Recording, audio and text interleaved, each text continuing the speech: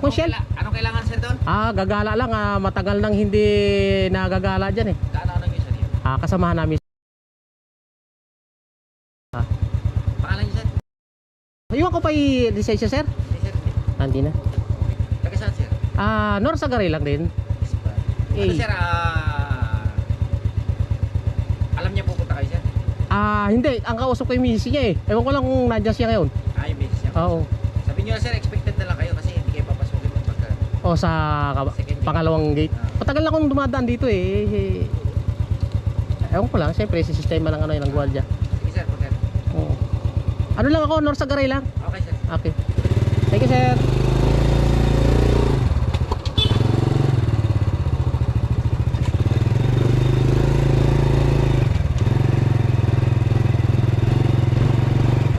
Hindi ka basta papapasukin talaga dito kung wala kang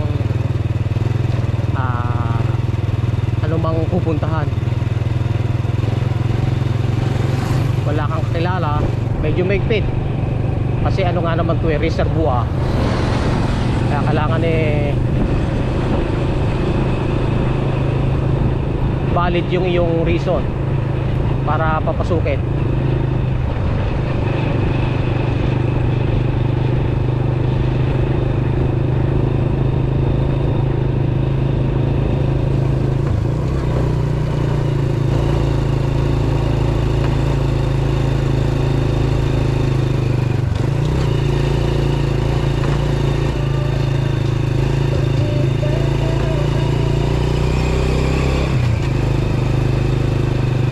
Papapasukin tayo sa pangalawang gate.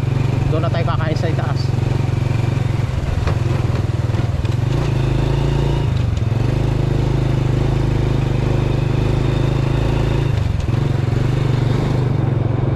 Matagal na akong di nakakarating dito taon na. Nadali tayo sa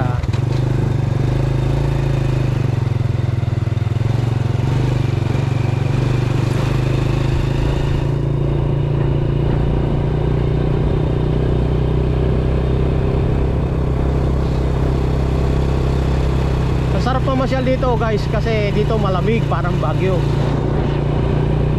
Kasi ito mataas na lugar na. Nandito yung Angat Dam sa kabila ng bundok na ito. Dati malaya kami pumasok dito nung iba pa yung management. Lagi kami namamasyal dyan. Ngayon nag-iba na yung management, mahigpit na, kaya di basta-basta nakakapasok.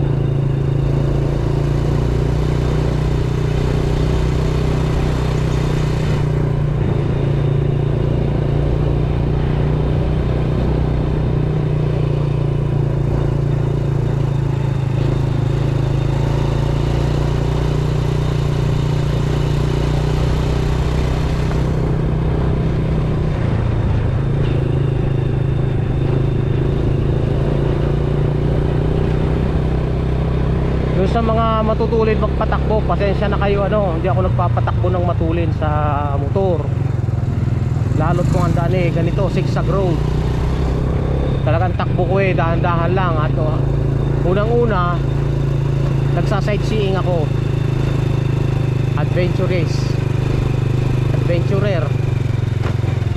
Yun ang hobby ko Masaya kasi ang puso ko pagka ako nakakarating ng ganitong lugar. Nature. Kaya pa kalooban ko sa ganitong lugar.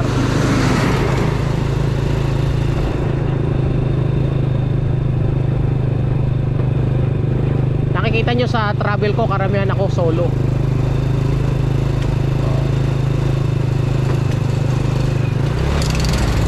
Kasi mas na-enjoy ko yung pagta-travel ko pag solo ako kumpara sa groupings. Nako, ako'y nadala na dyan sa groupings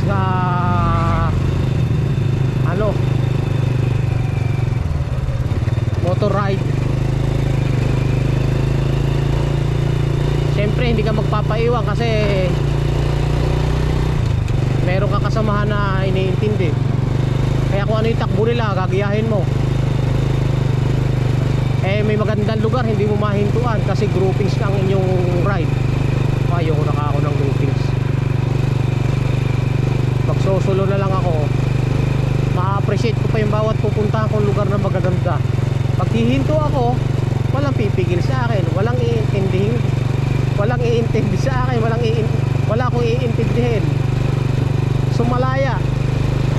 Ang ngayon nito, solo ko. Kahit ang takbo ko dahan-dahan.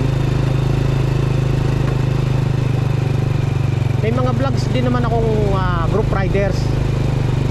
Ako po'y kasama sa Bulacan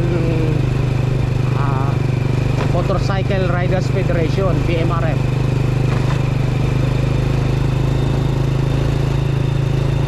Nag-donate kami ng mga libro at konting grocery sa mga dumagat sa DRT. Kasama tayo ron. Hindi lang natin na iba-vlog.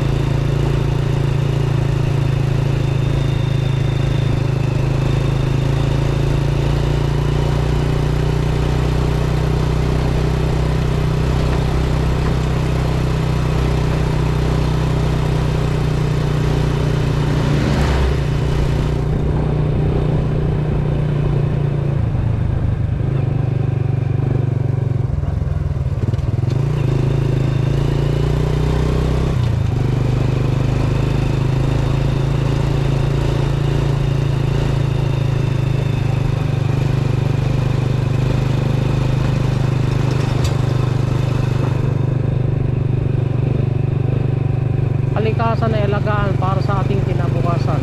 Lintik. Etong ano rito sa mga road na to pagka ganitong laging dinadaanan ng tubig, ang nangyayari sa kalsada ganito. Ayan ay naku, pwede itong bumagsak itong tinutungtungan natin. Malambot na hindi na maganda tong kondisyon ng kalsada na to.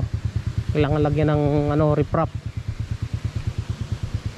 Ayan dito galing yung tubig, galing yan doon sa taas sa mga bahayan doon sa hilltop. So itong kalsada na to bababayan pag nawala na ng pundasyon sa ilalim. Kailangan lagyan ng riprap sa gilid.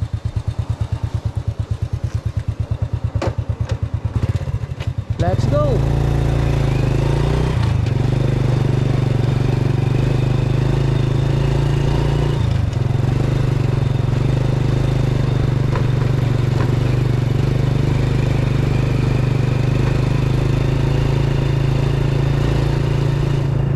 Lamig ng hangin dito. Tapos ang sarap ng simoy ng hangin. Iba yung amoy. Di amoy kanal. Di katulad sa Manila. Naku po, lalo nandun ka sa Ross Boulevard, doon sa may dulo ng Pasig River. Pagkadadaan ako ron, pagkabaho-baho ng ilog. Lalo dito sa may Marilao, pagkadadaan ka dyan sa tulay, grabing baho. Kaya pag tayo nadadaan at nakakarating sa ganitong lugar na sarap. Malalaki puno, sariwa hangin. Ang sarap ng simoy ng hangin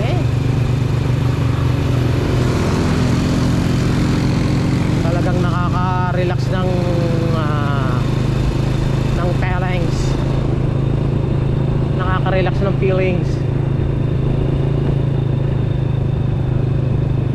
Kaya hindi ako nagpapatakbo ng matulin Namnamin ang paligid. Usugin ang mga mata.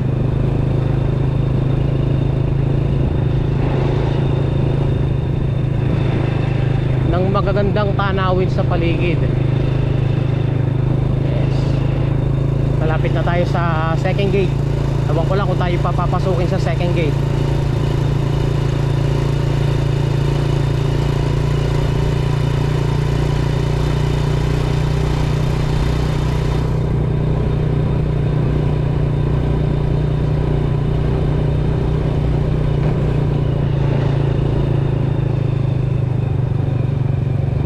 Sitio Talipapa.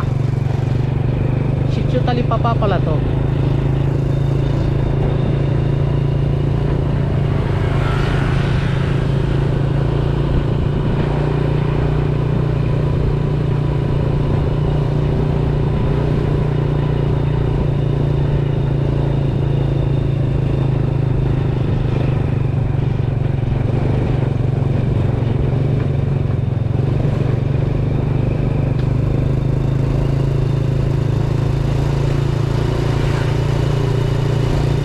Ay, nako. Gutom na mi. Doon na tayo kakain sa itaas. May mga kantin doon eh. Doon tayo kakain.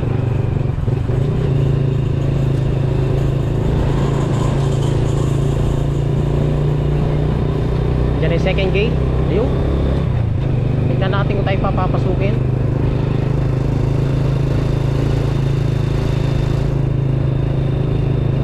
Barangay checkpoint. Wala. Wala. Kasi nani.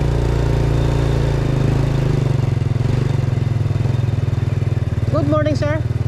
Punta lang ko ano? Consyal.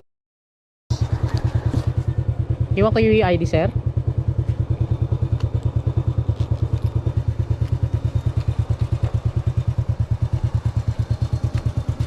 Pag-aala lang ako kala konsyal. Asan na? Wala pa yata. Ito yung national ID. Okay na po. Okay na pa. Oh, thank you, sir, ha.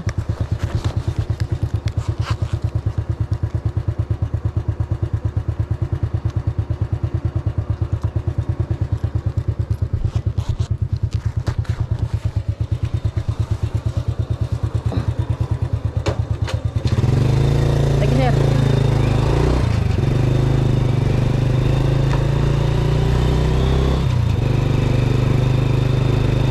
Ayun, pinalusot tayo sa pangalawang gate. Meron pang ano yan, meron pang gwardiya raw sa itaas. So, may admin, may mga gwardiya pa ron. So nandito yung bagsakan ng isda ng mga dumagat dati. Ngayon walang mga dumagat na. Ayun ko. Mga nangingisda dyan sa Angat Dam, doon ang kanilang punduhan. Bagsakan ng tilapia. Pagka lalaking tilapia, nakon, dito ako nakatikin ng tilapia ang halimaw. Ang bigat niya ay 2 kilo. Tapos ang kulay niya mapula na yung pinakapalikpik niya.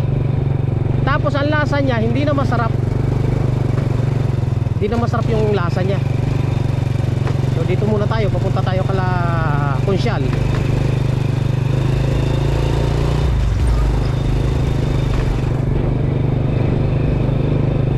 Ako'y pabalik-balik na lang dito. Taon ano pa? 2000. Taon 2000 ay nandito na ako. Balik-balik na lang. Siyempre iba-iba yung management ng Angat Dam. Susunod tayo sa sistema nila.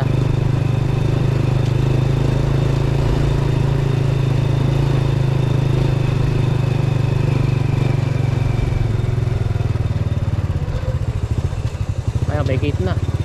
Dati walang gate yan. Open yan. Pakaliwa tayo dito. Papunta rito. Simentado na ngayon daan. Dati hindi simentado. Sir, punta ko. Dati hindi simentado yung daan dito. Nako, rough road. Ngayon simentado na. Maganda na. Maraming residente rin dito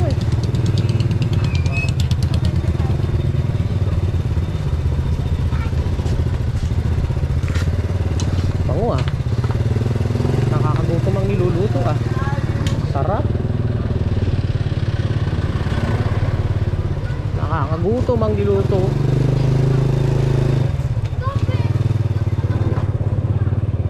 Mapakatas na ng lugar na to, guys. Kaya malamig na.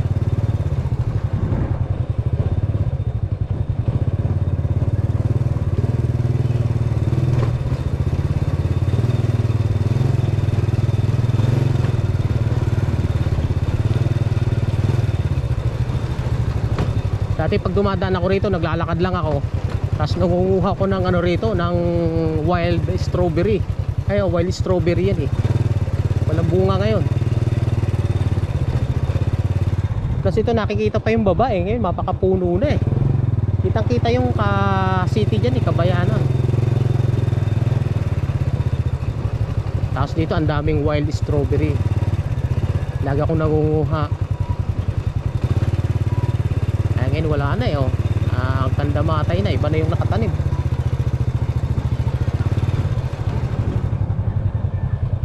Itong bahay na ito eh, bahayan ng hindi yan ni Kunsyal.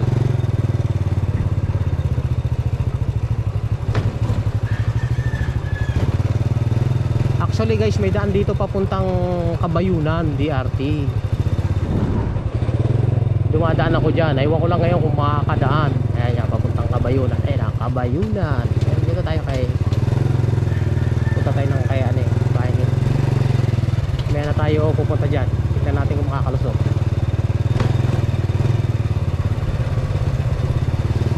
Ito ang bahay ni nakakilala ko.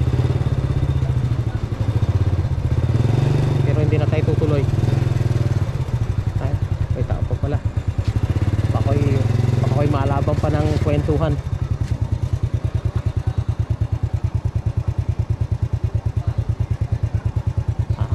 Wala na siguro. Hello, kumusta? Sabi ko hindi na ako dadaan at ako'y baka malabang pa ng kwentuhan. Ay ano lang, namasya lang. Iwan ko na lang itong motor dito. Hindi na, dito lang. Di ba ako magtatagal?